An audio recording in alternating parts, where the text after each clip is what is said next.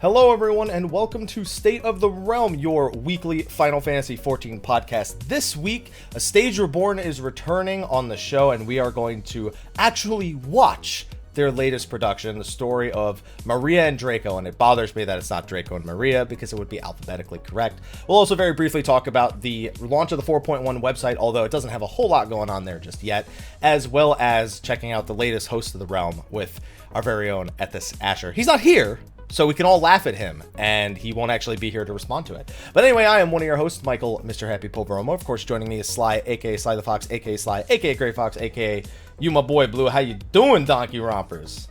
I'm doing awesome. Doing real long good. Long days ahead of me. Yeah. Are you done with the prologue at least? First chapter. Oh my god, that didn't take as long as you said it was gonna. You liar. No, it didn't. That took about 10 hours. 10 hours, right? 12 hours? 10 hours because we started at 3 and went till about 1:30. So. All right, yeah. You started at 2. Oh, yeah, well, yeah, the pre-show started at 2:30. That's yeah, right. Yeah. And, of course, well, we don't want to just talk about A Stage Reborn without one of them actually being here. So returning from the last time we talked about A Stage Reborn several months ago, I think even early summer was the last time we had A Stage Reborn on. We have Wanderer Sabaku, the, what would you say your official role is, A Stage Reborn? Because you're the A Stage Reborn Twitter. So I was gonna say A Stage Reborn itself, but that's kind of a disingenuous to all the other people who work really hard on it. So yeah, I'm my technical title, I guess, is the founder, president, and executive director of A Stage Reborn. Founder was probably what I should have gone for. That would have been probably the easiest one. It's good to have you back, Wanderer. Yeah, it's good to be back, and I've got some of some of the nonprofits board members are in the chat. So yeah. We noticed. We got, of course, Slyh is... Run that command. Oh, that command. If you're in the chat right now, please type !Slyh. If you don't, Zainaba will. So don't worry. I'm sure we get plenty of action on that. And please read it. If you're watching this on YouTube, please read it over in the little chat section. Just blow it up on the screen if you're on a phone. Wait till you get home. If not, someone type it in the comment section. I'm sure that'll go marvelously. But anyway, we're actually going to be watching your latest production. But before we do that, I want to get to talk to you a little bit about the latest production, which Slyh here hasn't had the pleasure of watching live yet, unfortunately. Not live. Just on VOD. No. Slyh, we went to the last one together. No. Yeah, we did. I said I know. Oh, I thought you said no. Just no. And I was like, you don't try to hide. Don't try to hide it. I think Io was there too last time we went. But see, I watched the VOD. You did watch the VOD. And everyone else will be getting to watch the VOD here who's live watching the show, so you're in for a treat. So why don't you tell us a little bit about your latest production, Wanderer? Yeah, absolutely. So it is not going to be 100% what you're probably expecting if you've played Final Fantasy VI. What we did when writing the script is we took not just the cutscenes from the game, but we also took like the Queen style remix from OC Remix. We took that into consideration. Basically, anything, if you go on the Final Fantasy wiki, all these things, and you look for Final Fantasy VI, it was on our kind of storyboard when piecing together the script. We took some liberties with some originality in developing a full story because with the game itself, you only get that little sliver. We did make some references back to the actual gameplay, which you will see. But I mean, all in all, it's really different because we try and stay within the game environment. So we didn't do an actual opera. It's really it's a text macro. Yeah. It's a text macro play rendition of it, and yeah, you'll definitely catch some characters. We did put Setzer and Ultros in there in an interesting way. I can't wait for them to see the Ultros part. that excited me the most when I saw that. And for those, I know that you've probably got viewers on here that are like, 20 minutes and they'll be like, oh, I'm gonna start to fall asleep. I'll wait till it's over. Don't stop watching at the bows. Watch all the way to the end. Not telling you anymore, but trust me, please do. Yes. Now I'm gonna go ahead and ask, what made you go into the female direction for Drake? Well, there was it was really a two-pronged decision. Our initial Draco, he had a lot of hectic things happening in his life. His PlayStation started to crap out on him, and we realized that we had to make a decision if he was going to be able to do it or not. So we needed to have a new Draco come in, and our wonderful Slyh staff member there and one of our board members, Tristan, aka Slyh, aka the command on, aka Smut King, the Smut fan Slyh. Anyway, so he was our technical director at the beginning, and he was the most attuned to the play. Like, he knew all these roles, he knew the story, he knew the script, he knew the vision that I had in mind. So I said, I want to put you in here because I know you can make it happen. You can make us not have extra delays because we have to get a new Draco. And then I realized, I was like, but I'm not gonna force you to Fantasia because we're in a video game. We can work with what we have. I'm not gonna make you spend the money on Fantasia unless you want to. And then me and some of the board members decided, the plot of the opera itself is a little dry. I mean, it's the same with Canary. It's a little, if you don't know Final Fantasy IX and everything, it's a little hard to follow. And the story of the opera is really, if you look into it, it's a lot about acceptance. And with all the LGBT movement push lately, we thought it would be really good to portray a same-sex relationship and really push that, that message of acceptance as well. Mm-hmm. So those were really, the two prongs that went into it. And I think, from a delivery aspect, that ended up really enhancing the play and making it work well. Now, was there when you made this decision, was there any kind of pushback, and were there any challenges, attached to the overall story with changing Draco's gender? No, I mean, our biggest struggle is because we do have understudies and we're looking at cycling them because we want more people to get that experience on the virtual stage and get into theater in a new, different way. And so the biggest thing is just hitting Control F through the script and changing all the he's and hims to hers.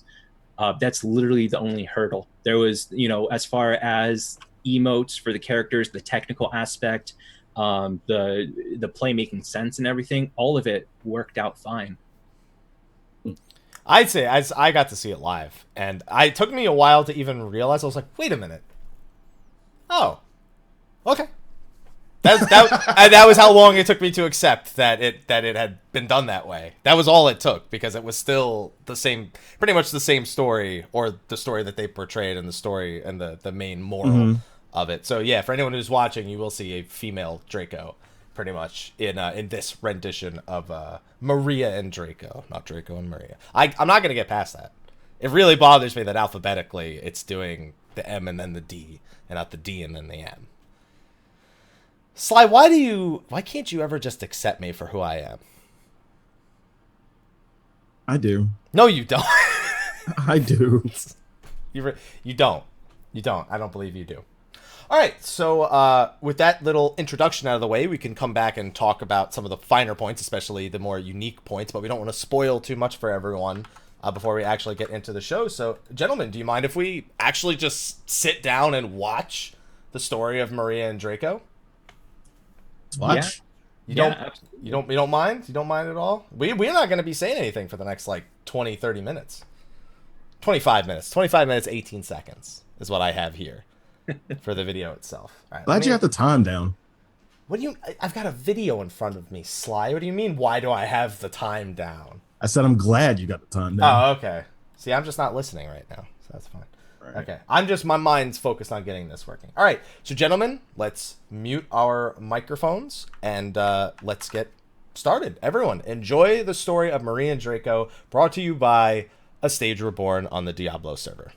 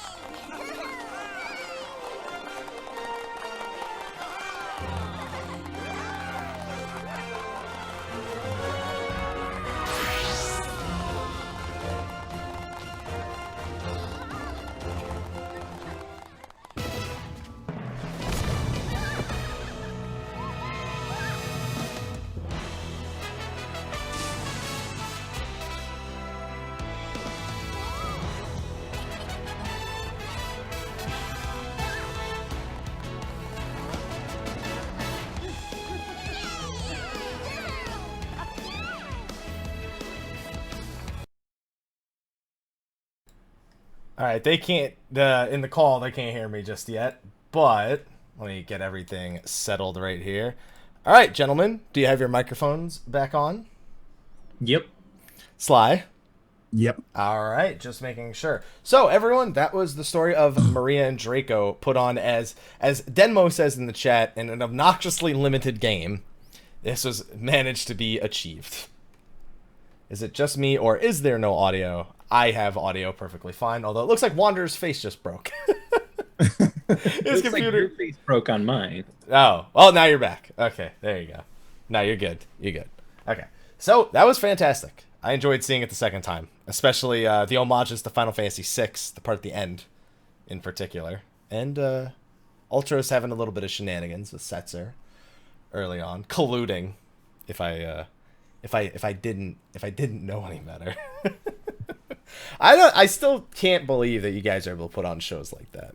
I could not even begin to piece together everything between the opera and everything else. So I kind of want to know a little bit more about the creative process for that, because when you guys first did I Want to Be Your Canary, then you did The Worker, now you did this. How do you get from the opera that is on Super Nintendo to that? Well, the one of the lucky thing is the people that we have on the team are incredibly talented. This community is incredibly supportive. So just the stream of ideas and capabilities that the community provides is amazing. I mean, yeah, I wrote the script, but outside of that quick little thing where I pop out on stage, we've got everyone else who is putting these characters together and rehearsing and being incredible stage actors. So huge round of applause to them. They are really part of what makes this happen.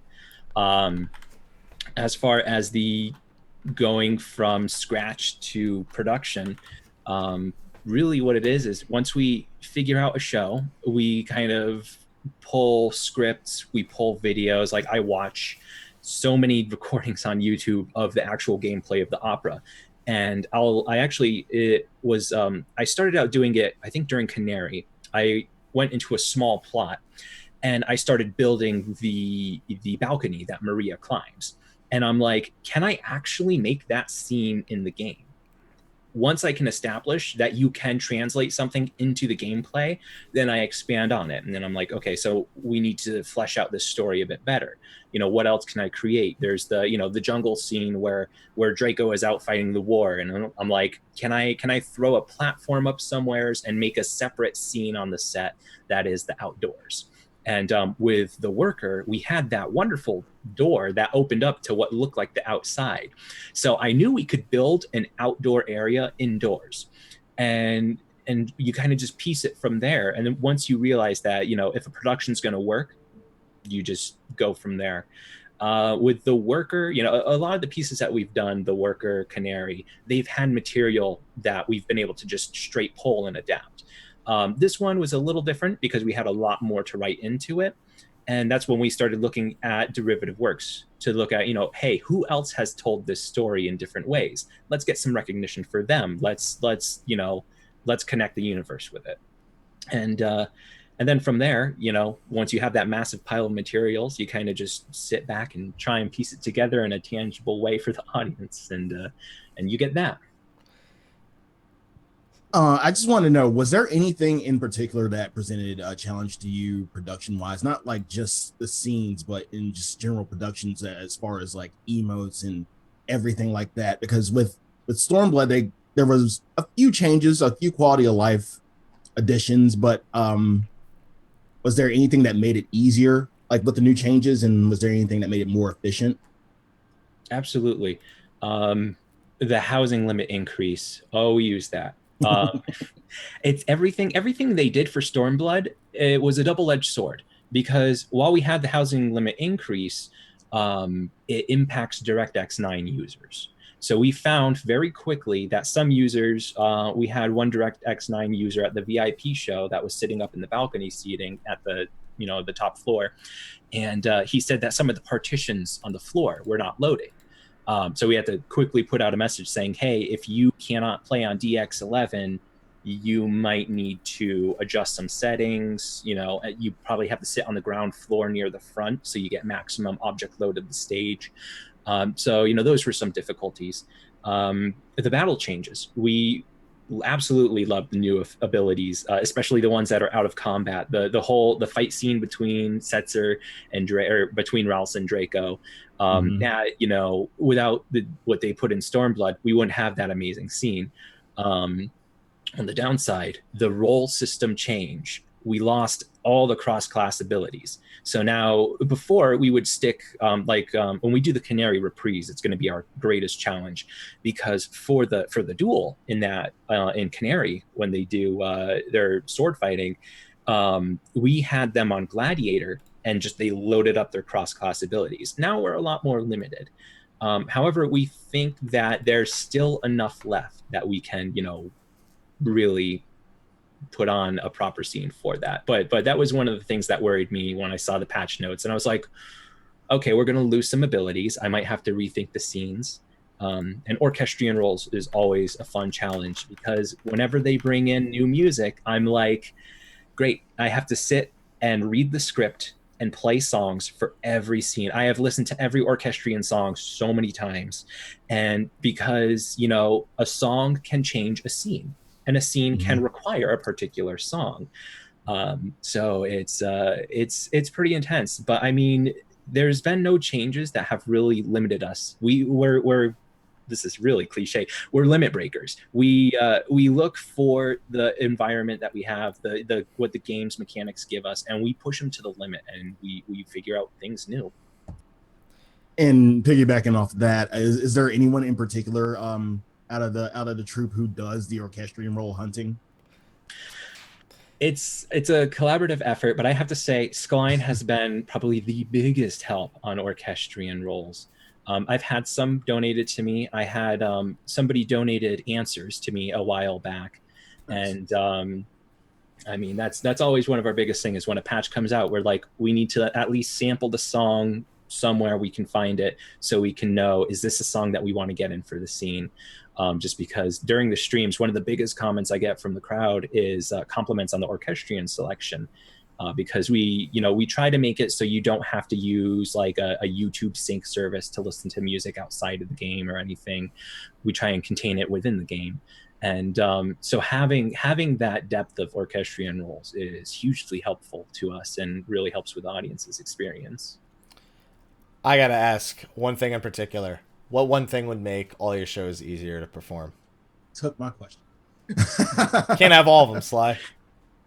I have a good answer for that, and I know it's probably not possible. I probably know it's a pipe dream, but direct communication with the development team, something where we can say, how much do you value what we're doing for the community?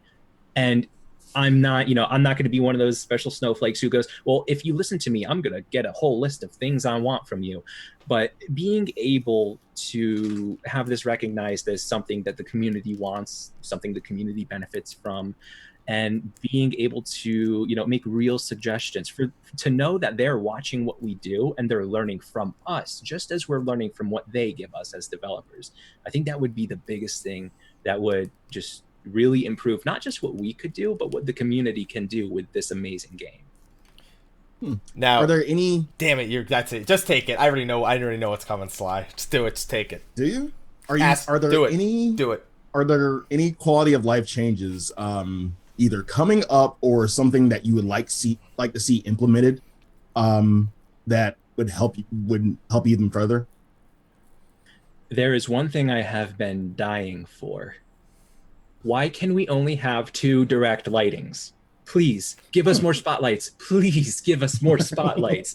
Because if I can just have something where I can have more, just better control of the lighting environment, that can really change the look and feel of when people come to a performance.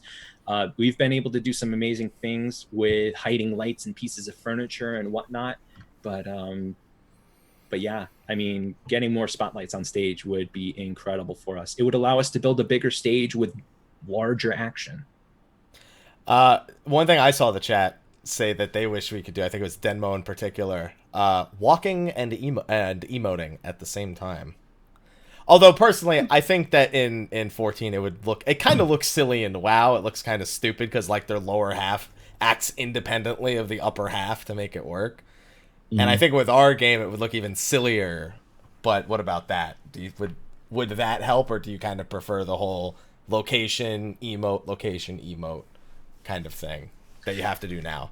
I think emotes in motion would be helpful. I mean, I know the expressions on the face are, you know, to the face, so you can do facial expressions when running, but I mean, I wouldn't want them to overhaul the emotes, just because I always fear if they overhaul something, it could change it in a way where we can't use it the way that we want to use it. But I think they introduced water emotes, so I think introducing movement emotes might be something that would really be cool. All right, Sly, you got anything else? Now, moving forward, and this might be moving forward a lot, but have you ever thought about doing a outside production, a kind of amphitheater type-ish production? I have. I'm toying with the idea for Halloween. So, and this is not too much spoilers, but I know Hap is probably interested in hearing about whatever happened to Primal Judgment. Yeah. Because of the setbacks we had this year, I had to change my approach for that. And what I really wanted to do is just take some of the funny experiences that we've had dealing with primals, lore and story wise, like why do we really fight Garuda 3 times? You know, things like that. And then just of course, everybody wants to see something where it makes fun of people getting punched off platforms. And so what we're doing for Primal Judgment is Halloween. Have you been to a theme park where they have the people dressed up as superheroes walking around the theme park entertaining people? Regrettably.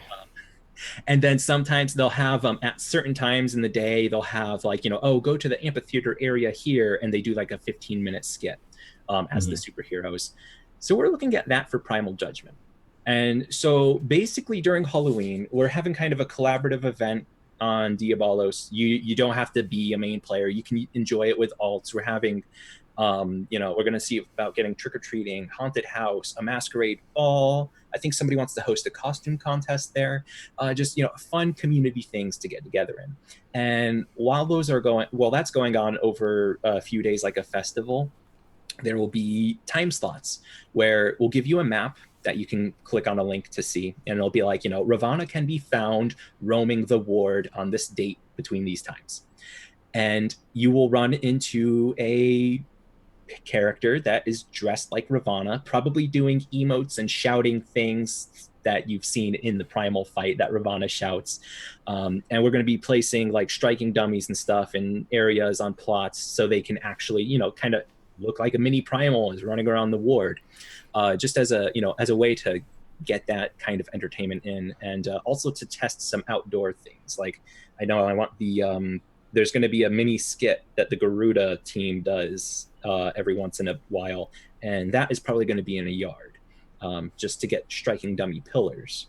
So that's going to be interesting, but we do have plans to toy with that, and you'll see development on that soon. Hey, Square Enix, make it so we can rent the amphitheater in Gridania as an instance. That would be amazing. Just go ahead and do that real quick. It doesn't even have to be for a show, but it could be used for one. Who knows? For all you know. You can kind of do it like kind of like the scheduling for Ceremony of Eternal Bonding. Oh, that would be amazing. I always had an idea if they were to like create a real theater instance, and in the instance, like you pay Gil, or maybe they want to make it Mog Station. I know people would not like that, but I would pay for it. That'll get them to develop it real fast. I would pay for it. Yeah. But to like rent a time slot and to host your event, and you can set it to be, you know, open queue, or somebody has to like RSVP or something like that. And then the people who run it get like all the furniture in the game, free access, and they can build whatever they want. At the end of the instance, it all goes away because it's all instanced. But just so you have that amazing creative space, just a melting pot for you to make wild things. And I think that would be really cool. I don't think we would really get to that point, but maybe if there's enough demand and they're like, ooh, definitely. But we'll see. We'll see with what they do. If they can charge real money for it, they'll do anything. They'll definitely do it. Yeah. Now, 4.1 coming soon. That means housing coming soon. Any plans to expand, and any plots in particular you're looking at? I know, like, my FC is looking at one plot in particular. It's a huge plot, and just looking at that plot, I could see where we were going just a minute ago with outside productions and everything. That would be perfect for it. So, is there any plans to expand? Well, we are not looking to go to Shirogane. Okay. I mean, we have people in our organization who play 14 that are dead set on getting housing there. They might be like, hey, do you guys want to use the plot for a thing? And we might do something there, but we're not actively looking to expand to where we all already are housing wise, just because, you know, we do have a lot of plots in the game we use for events, and we don't want people to see us as one of those people that every time housing comes up, we snatch it from them. You know, our policy essentially is to make sure that whatever we have, we're using to entertain the community with. And I mean, that's how we've gotten what we have so far, is because a lot of the properties we've gotten, it's been people who just don't play the game anymore, or had the home and they're literally doing nothing with it. And we're just like, we'd like to make it something for the community to enjoy. So, and, you know, and so far we've had a lot of people work with us on that. And that's been the basis for that. I was just gonna ask something, and it totally just out of my brain. It had something to do. Oh, I was gonna say good, because my character, I just log off in the lavender beds and don't have to move it, because that's the only reason I have that Diabolos character. Although it was funny because I logged off in front of the plot for the worker, and I was like, I don't know where to go. Same thing here. I was like, I had to get people to guide me where the other house was. It was a thing. Yeah. I just waited for the ushers to yell, and I was like, hey, where is it? I don't know. Plot 28. Okay. Thank you. It makes it a lot easier when everything's in one area. And plus we have a lot of people who come in, and, you know, I send them the free company invite, or somebody invites them, and they're like, oh, I don't play here, I'm just visiting. And I'm like, the whole point of us, like, we're not a free company at all. I mean, we have free companies, but if you see ASR there, it's literally meant for visitors. So you're not taking up important slots for people. Like, it's literally meant for visitors to stay there. Because, I mean, we do a lot of our stuff there. I mean, if you like jump mazes, we have a jump maze there that's basically permanent. You're free to use that. But I would like to use that. Is that the Aperture one? Yeah, that's Aperture Lab number A5R. It's our Portal theme inspired thing. And I know some people are like, why are you making a jump maze? This is not, don't put jump mazes in this game. But it is really, Slyh loves jump mazes. I think you should make more of them. Yeah. It's one of those, the mode that we have is called, is the extreme mode. We have Savages coming after Halloween, which is going to be a mansion jump maze. Oh, great. You're doing Square Enix's job. Great. Thanks. But Thanks. I mean, there's a little trailer for Extreme on our YouTube. It's a whole little fun series where we're kind of just poking fun at just that, you know, the Portal theme and stuff like that. And but yeah, it's we've definitely frustrated people, because it's one of those jump mazes where you enter and you can't exit until you you can clip the wall and get back to the door, but once you enter, you have to complete the maze to exit, and it's a really complex maze. Slyh, you ready for this? No. I hereby challenge you. Make a speedrun video. No. Don't be a bitch, Slyh. Happy can do that. Happy can do it. He's happy to do for freaking speedruns. I am happy. Kugane. Okay, he's thrilled to do speedruns of Kugane. No, I'm happy. Of the jump puzzle in Kugane. He's the Kugane jump puzzle is it can go die in the fire. It's simple compared to plot 24. I like that. Plot 24. It sounds so daunting. I know, right? Welcome to plot 24. Good Please luck. step in. I know we have a whole robotic voice in the trailer that talks about things and stuff. Yeah, it's the GLaDOS voice, isn't it? Yeah, it's like a knockoff that I created myself. But I mean, the whole story behind it is that a stage like I sometimes dabble in like story writing, and so I just wanted to do this funny idea. The idea that a stage reborn took this plot that had all sorts of stuff in it, and we built this really advanced technological stage and took all the remaining parts and stuffed it in storage while we were doing the worker. So I was like, what if that was like an actual robot from our jump maze? Like how would it, if it was a sentient robot, what would it do? It'd probably be really mad that it was stuffed in a closet. And so I started creating this story where there's this angry robot that is after destroying the world because it hates what a stage reborn. Sorry, I just blew everyone's eardrums out. I was getting one of our next pieces ready, and I just blew everyone's eardrums out. I apologize. Not you two, but them. So my bad. Didn't mean to interrupt, but I wanted to address it immediately. You continue. Were you done? No, I was done. My bad. I feels like it's muted, right? It's not muted. It was just a loud hi, guys. That's all it was. It wasn't even me saying it. Normally it is. It felt really weird. Oh, man. All right. So, Slyh, do you have any remaining questions before we push on to our next topic? The only question I have is there anything you want to tease for the coming months? Any outside of Halloween, I'm guessing, and the jump puzzle? Yeah. There's one thing, and I can only say a really, really limited amount of stuff on it. Okay. We do have a big show planned for 2018, and we're waiting on feedback from we're waiting for Disney Legal to get back to us. That's all I can say. Disney. Yay. I'm not even going to start trying to guess. I'm just going to let that be where it is. Slyh wants to take a crack at it. Myriad Tales.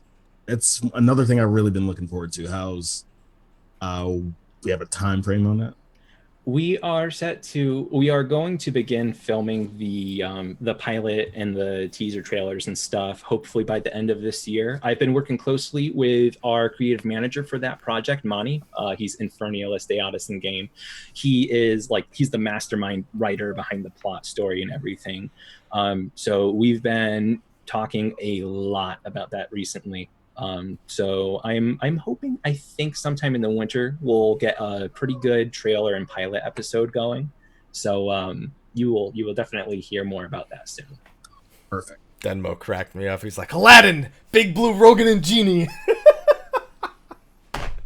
And you know what's even better? I imagine that if you did do Genie for Aladdin, he'd like be on a floor below the stage, so you don't see his legs. That's the first thing that came to my mind at the very least. Oh, that's you can float those pillows, those new cushions that you can get from the maid NPC. Oh yeah. And they actually act as a floor, so you could do a flying carpet. A flying carpet. Genie could be through the. Denmo is all of a sudden just like, what have I begun? Oh no, it works too well. It's too good. A blue Mr. face would be the most frightening thing on a stage that anyone's ever seen. All right. Okay, so thank you for taking the time to talk about A Stage so Reborn. much. Yeah, and for getting me that clip of Maria and Draco to show to everyone. Hey, you got it right. Shut up.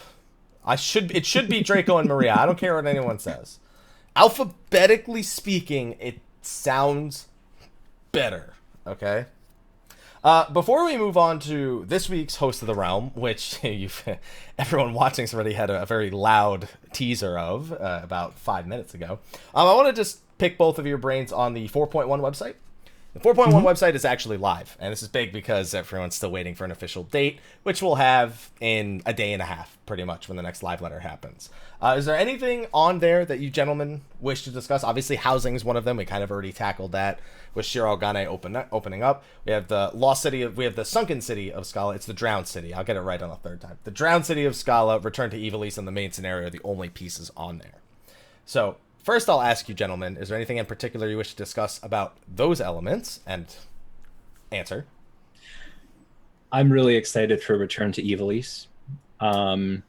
Is it because it's literally Tantalus is coming to perform right now? As soon as those words went across my eyes, I was just like, "Ooh, theater, ooh, hold on." But no, it's I really love that they are making 14 a theme park of Final Fantasies. I really like that kind of integration. I'm really interested to see how they integrate that and the whole, Prima Vista, Tantalus company, theater company, everything. I can't wait to see that story. I'll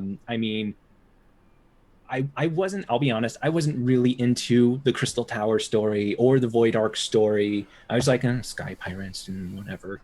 But this has me excited. A lot of people give me flack for not really playing the game, and I'm like, I'm 70 Paladin now. Come on, guys.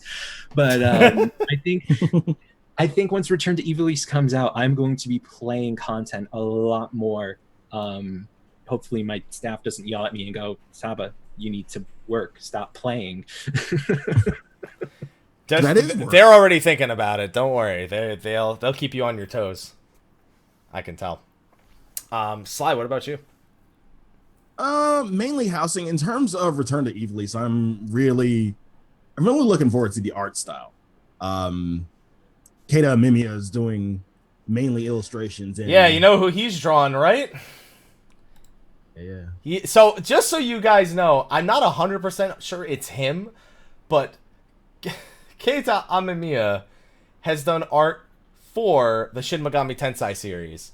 So, you know that Dick Chariot joke we tell every week? He might be the actual artist of said Dick Chariot working on the bosses in Return to Ivalice. In other words, yeah. We discussed that weeks ago when Sly, for some reason, thought that the boss in there actually looked like Mara. It doesn't. He's wrong. It's just a chariot. We already discussed this. He's been proven completely incorrect and everything. So, don't worry about that. But, yeah, I'm glad you're looking forward to that. All right. Sly. I don't even want to watch you fight that boss. I'm just waiting. I'm just waiting to see the actions. I like this thought. Imagine Yoshi P just walks into the room and there's just a giant dick on the wall as a boss design. Yeah, that's Mara. Yeah, can we make it a chariot just with less dick? Please. Infinity brings up a good one. Days without Dick Chariot 0. Episodes without it. I can go a day without it, but a week? Please. Nah. Please. You're such a... Your reason for looking... Yeah, the boss designer. You know. Yeah. I think my biggest thing on the 4.1 website is what's not immediately present there is Eureka the Forbidden Land. Now, not to say it couldn't be stuck under side story or additional updates, but when the Anima weapons came out back in 3.15, they did have their own section on the website itself. So I am leaning more towards Eureka not being prepared enough for them to even put on this website, which to me means not even a 4.15-ish release date, which is something I'm looking forward to the most. And apparently doing dungeons with my squadron, I guess. So... As far as I'm concerned, my squadron is 8 extra places for me to store armor. If you can glam them, right? What else are they there for? Like, I don't care about how they do in a dungeon. Just that's so much inventory space. They're just mini retainers too. Yeah, they can only have the armor that they're. I hope they at least can hold the armor that they have glammed to them. Hopefully it's not like you like stick it to them, but they don't actually like have it. Otherwise, I'm gonna be pretty disappointed. Also, I still have no idea what's going on with the main scenario. It's literally just like, yeah, what's gonna happen? I'm like, I don't know. You tell me. Raul Jr looks to be the kind of key player in the story. If I had to guess who the legend is, I'm going to say Reborn. He's a legend. If you don't, I had a thought about what they might do with the story. If because all this time, and I think they mentioned it in the text on the website, all this time Raubon's been talking about Alamigo, free Alamigo, go back to Alamigo, and I wonder if they're gonna make him make a decision, if he's gonna go back to Ul'dah, or if he's gonna have to choose, hey, am I gonna go to Alamigo and say bye Ul'dah, I'm gonna be here forever now. Syndicate would like that. They fucking hate having him on the seat. Yeah. Syndicate's probably like, yeah, no, home. Yeah. No, yeah, you should be with, they're your home. They're your home. Get the fucking fire burning for his chair now. They want him gone. They are absolutely, but Nanimo's going to want him to stay. She's like, I know, I don't want you to go, but I want you. Please. I can't do this without you. And then she poisons and dies and comes back to life again. Who the fuck knows? Anyway. I have no trust with Nanimo. I feel like she's alive for I don't like that she's alive. She's burned you that hard? She burned me hard. She should be dead. I don't like that she's alive. It upsets me. To this day. It's been 2 years. I'm still upset. I'll never get over it. All right. So 4.1 website doesn't have much, but as a reminder, the live letter is this Friday at 4 a.m. Pacific. So we should be getting a great deal more information, including a trailer. Hopefully. We better get it. And gentlemen, release dates. I'm still sticking with October 10th.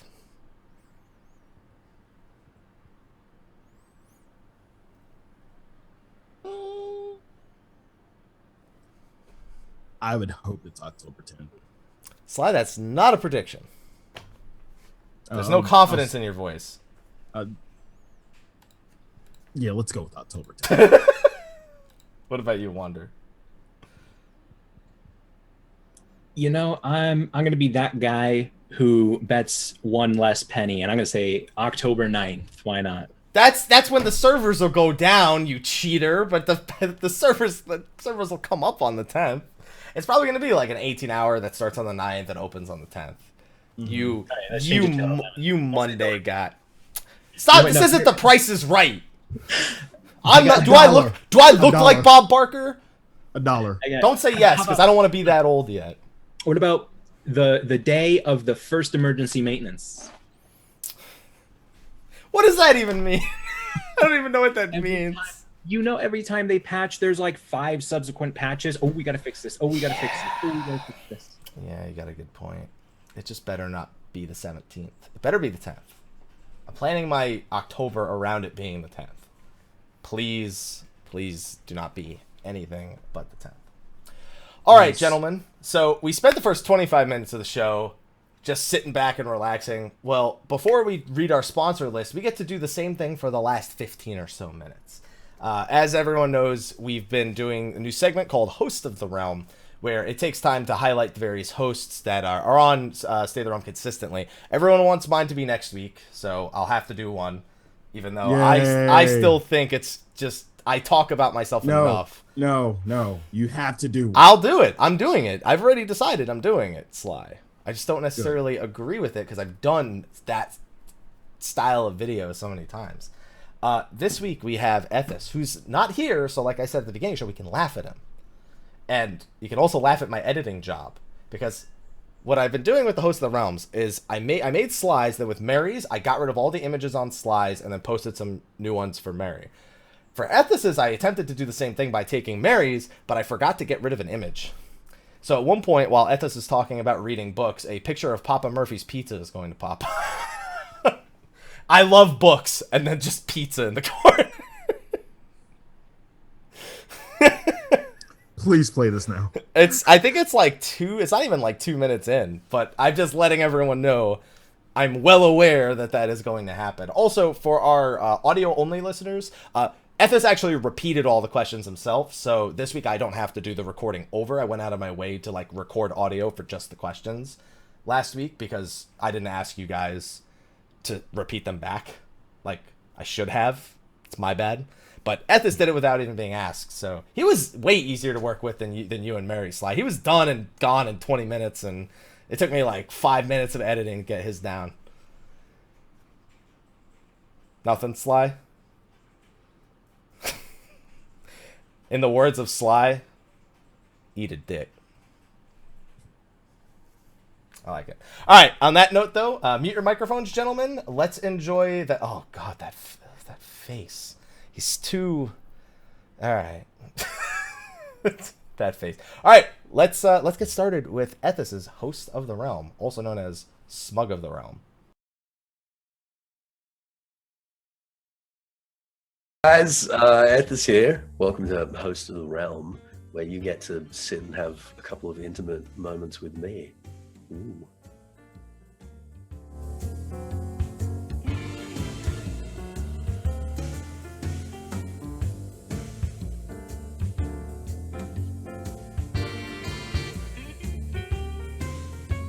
What was I doing with my life prior to 14? Ooh. Well, I was studying at the University of Sydney for far too long, doing a Bachelor of Arts in English and philosophy, and then honours in philosophy, which might seem like a bit of a far stretch, and just doing the random odd jobs to get myself through that. A lot of hospitality work, a lot of bartending, a lot of manual labour on construction sites, actually. And again, it's a bit of a far cry from digging holes all day to editing videos. So video games have always been a social thing for me as far back as I can remember.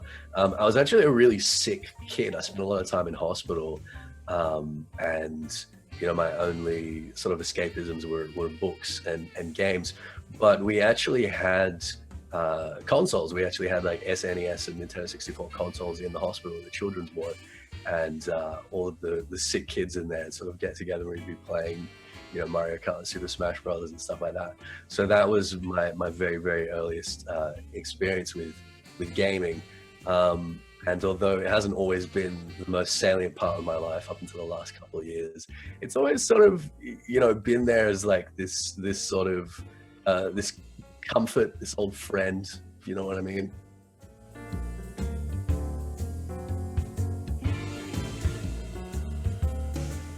All right, when did I first start playing Final Fantasy XIV? Wowie. So as a lot of you probably know, Final Fantasy wasn't really a huge franchise in Australia in the 90s. We didn't actually have any Final Fantasy games on the SNES released in this region. So my experiences with the Final Fantasy franchise didn't begin until Final Fantasy VII, Final Fantasy VIII, Final Fantasy X I got super into, and 14, I had a friend convince me to try during the beta for a Realm Reborn, because I was actually waiting for Elder Scrolls Online to be released. And we'd just been playing Star Wars: The Old Republic, and that had gone free to play, and it was a whole mess. We'd given up on that. I was waiting around for Elder Scrolls Online and desperately hoping that was going to be good. And, well, I mean, that's arguable, but I think most of us know how that turned out. And I just fell in love with 14. I fell in love with the world. I fell in love with the community. Most importantly, I found a really wonderful community here, and I just got attached.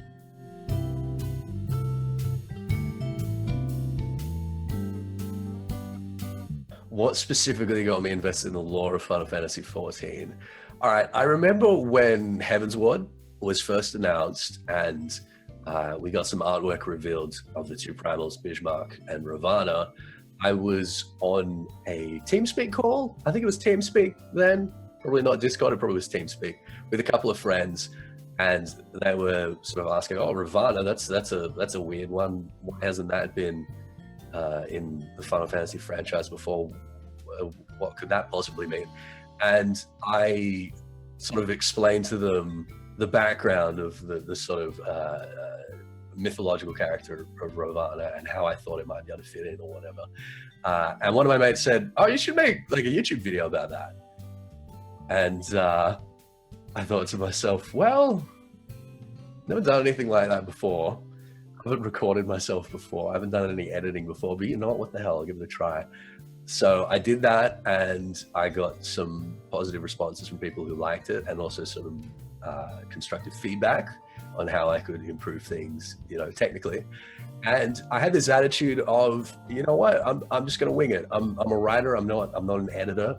I'm not a performer, but I'll pick up those tools as I go along. And I just went all in. I went for it. and here I am.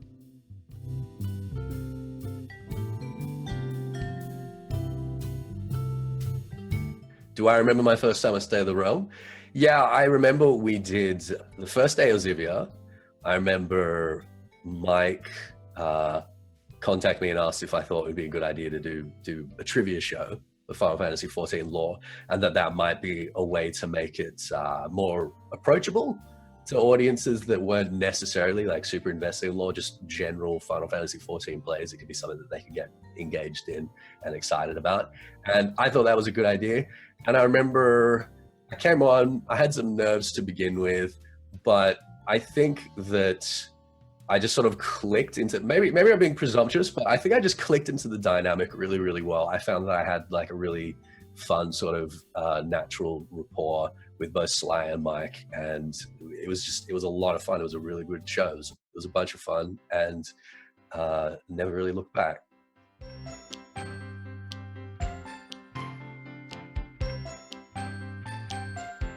Has creating content changed my perception of playing the game? Yeah, I think definitely since I started creating content, I found that I paid a lot more attention to the little things. I would try and internalize pretty much every line of dialogue. I try to remember everything and retain everything and go over everything, multiple times. Whenever I do my first runs through dungeons, you'll notice I'll be stopping every 2 seconds to kind of look around and scan walls and look at features and make notes and stuff like that, which is something that I never really used to do. I used to just play through the game and enjoy the game, and that stuff would sort of stick in my head, but I wasn't being so analytic about it, I don't think. And yeah.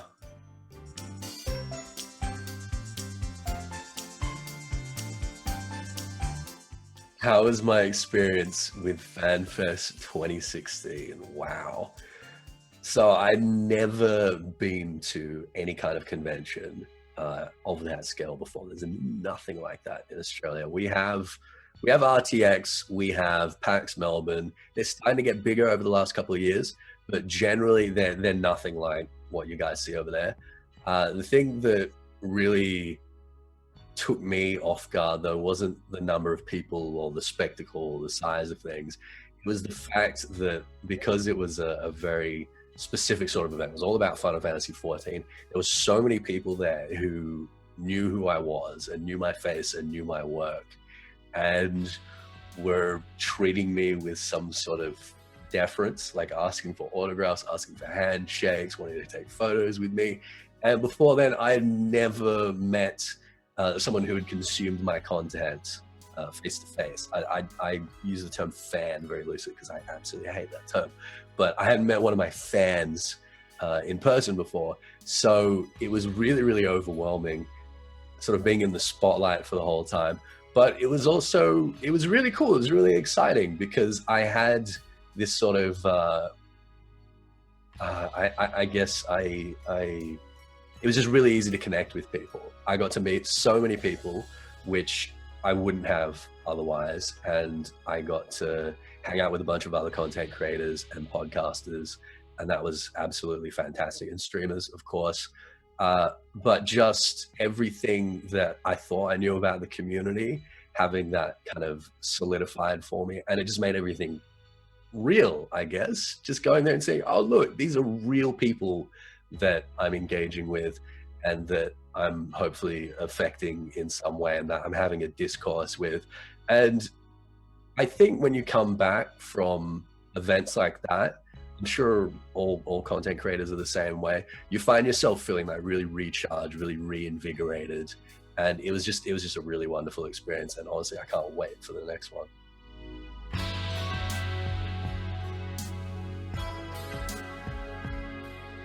How have things been since FanFest? Well, I started streaming.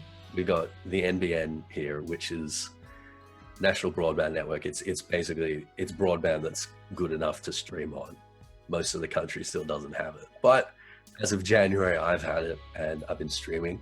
And I've been focusing, honestly, more and more on that because it's a new challenge. It's fun. I get to engage with people far more directly, which I really, really enjoy.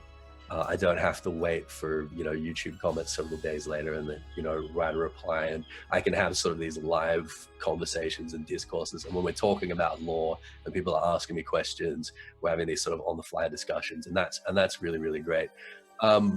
It's, like I say, another set of challenges as well. It's forced me to sort of up my game in terms of my presentation and in terms of my communication skills. I guess you don't get multiple takes on Twitch. If you stuff up, like, that's it, you stuffed up. Whereas on YouTube, I honestly, I found it's like improved my YouTube content a lot because I'm sort of better engaging with people. That said, YouTube has taken a bit of a backseat recently just because there aren't enough hours in the day. It's just crazy. There really, really aren't. And I'm always trying to start new projects and work on new things. And it's just, it's really difficult keeping all these balls in the air at once, which is something that I think definitely since FanFest, I think if anything, I've probably bitten off a little bit more than I can chew, but I'm doing my best. I'm having a great time with it.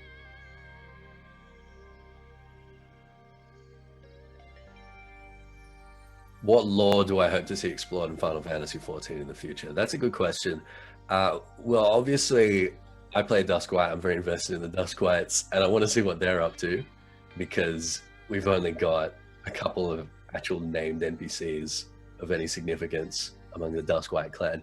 Other thing is I want to see so much of the richness of Final Fantasy XIV's lores and its history is in civilizations like Alig and like the 5th Astral Era civilizations. And we're about to see another one of those, the sunken city of Skara, which is going to be very interesting beneath Alamigo there.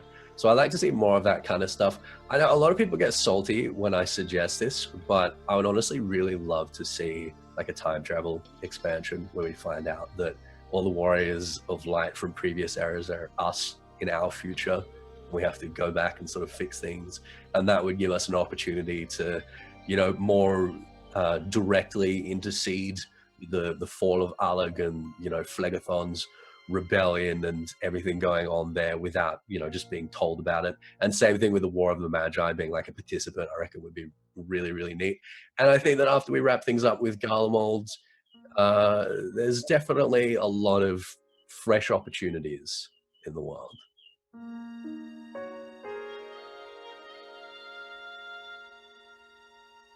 Final thoughts? Well, I'm very excited for the rest of this year and for everything that 2018's going to bring because of the support that you guys show me and the fact that, you watch me.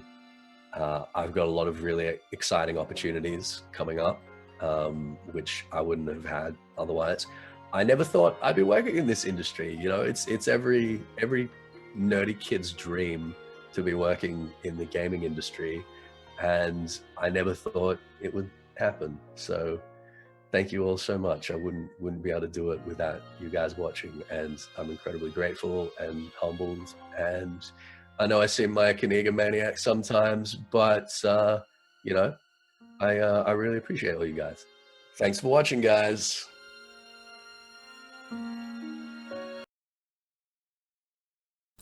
All right, and that was Ethys' segment. There were more mistakes in it than I realized. Honestly, so I'm gonna just take a shot in the dark as to why I had so many in that first. Because you could see after those first couple, it's fine.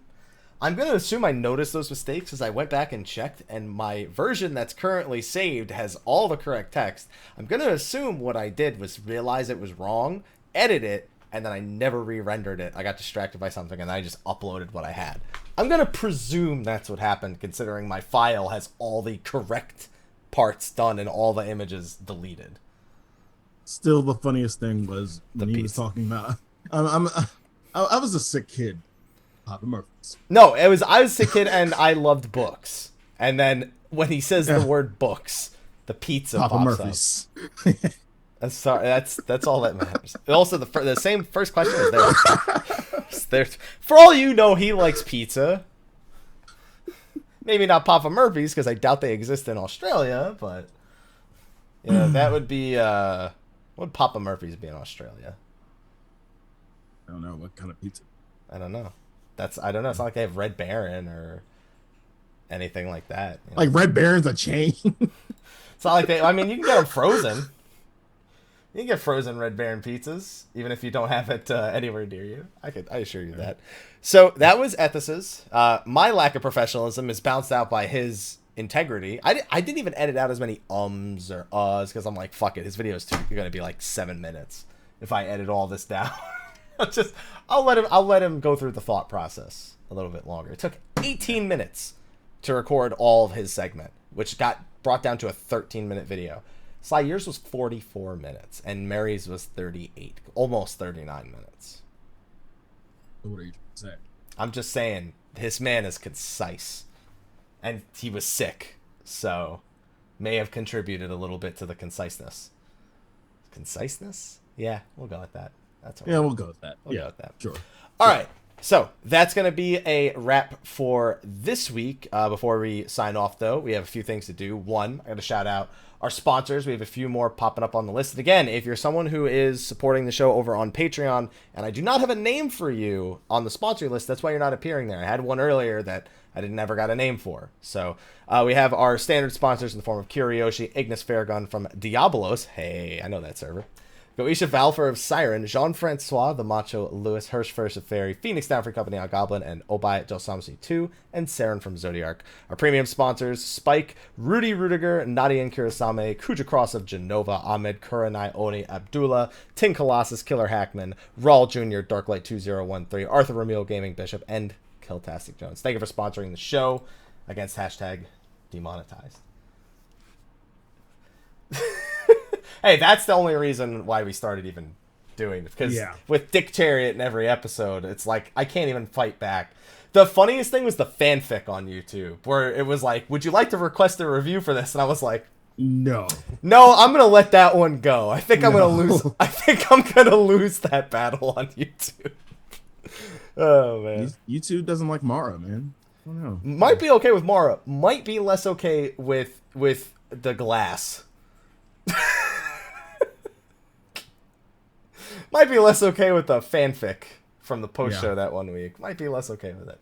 All right. But anyway, that's going to be a wrap for the show. We're going to move on over into a short post show because I know Slyh is itching to get to that Donkey Rompers 3. No. Tomorrow you got raid tonight, don't you? Yeah, you got raid tonight. You're itching for it. You're just not getting it. No, I have raid. I have to raid tomorrow. Tonight's off. Tonight's off? Yeah. You son of a bitch. Yep. You got a raid? I had somebody sub for me in raid yesterday.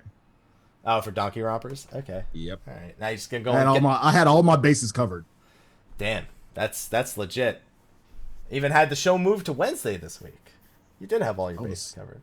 Yeah, I thought it was Monday, but still, yeah. It probably was at one point, but it's Wednesday. Yeah. Next week's show will be on Tuesday again. Just so everyone... Yes, regular time, finally. Back to normal. Tuesdays, 4 p.m. Pacific, not Wednesdays like we've done the last 2 weeks. But anyway, let us have our guest from Stage Reborn, Wander, do his little sign-off, tell them where they can find you at, my good sir. Oh, and by the way, I'm sorry your name's spelled wrong. I took the spelling from the last one, which apparently was also wrong, and just I was like, oh, okay, that's how it was spelled. Okay, perfect. And then everyone chat's like, hey, that's supposed to be an A, and I'm like, they probably said that last time, and I never fixed it. Great. Tell them where they can find you and Stage Reborn at, man. Well, it's easy. www.astagereborn.com. You can also find us on YouTube, Twitch, Twitter, Facebook, Instagram. All of those, username, A Stage Reborn. Awesome. And if you want to find me on Twitch, my own Twitch is Wander Sabaku, but with an A. with an A. Somebody will type that out, please. Yeah, I mean, you were talking in the chat earlier. So maybe somebody picked up on it. It's just see. I'm gonna go back to the 3 of us where it says See that Sabaku? It's Sabaku. Okay. Yeah. That's where the mistake is. There you go. All right, Slyh. Why don't you tell them where they can find you at? You can find me at twitch.tv/Slyh, aka Greyfox. You can find me on Instagram at Slyh, aka Greyfox07. You can find me on Twitter at Slythefox. You can find me on YouTube, youtube.com/thevelvetroom, where I'm uploading all of my playthrough of Danganronpa V3 Killing Harmony. The Danganronpa recollection is already there, so if you want to go back and watch any Danganronpa game before V3, you can. Yeah, Donkey Rompers. What's the other nickname we have for it? Mel's is Donkey Rompers. That's where I got that one. I don't remember. Dangling Grandpa. Dangling Grandpa. Yeah, Dangling Grandpa else. is the other one. That's a great nickname. You gotta admit, Dangling Grandpa is great. Considering it's high school children, it's a little inappropriate. But that's besides the point. That's all right. I just want you to think about that. Listen, we get to talk about dick chairs every week. It's fine. Dangling Grandpa's. Yeah. Where can they find you, Haps? You can find me, Mr. Happy1227, Twitch, Twitter, Facebook, YouTube, Instagram, spelling things wrong and leaving pizzas and editing all the time. I just finished playing Final Fantasy IX on PS4. I'm playing some Divinity Original Sin 2, which has been unbelievably good. I'm just blown away at the quality of that if you're looking for an RPG. For October, we got Battle Chasers on the 3rd, hopefully patch 4.1 on October 10th, Final Fantasy 15 Comrades on the 31st, and I know there's also Lost Sphere in Japan, and I think Mario Odyssey is coming up soon-ish as well. I always forget the exact date for Mario Odyssey. And then I'm sure Final Fantasy 15 Pocket Edition is in November. I even got a setup to stream from a tablet so I could play that without using an emulator, so we got a lot of stuff planned for the next several months, so hopefully you're all along for the ride. All right, gentlemen, we are going to move on over into post-show, which luckily also does not have Wanderer's full name in it, so it cannot be spelled wrong. Right? Yay. Yeah, okay. Just making sure before I make that promise. It doesn't say Sabaku, so it can't be spelled wrong. So I'm glad I didn't make that mistake twice. But thank you again for joining us, Wanderer. Best of luck on your future endeavors. I'm sure we'll have you on the show again when new productions happen. And everyone, we will see you next week on Tuesday to talk about Live Letter number 39. Thanks for joining us. Until then, take care. See you next week. And cut. We're still live, but cut. Like that's where the YouTube video ends. Thanks, Jehudi, for 2 years, by the way, if you're here.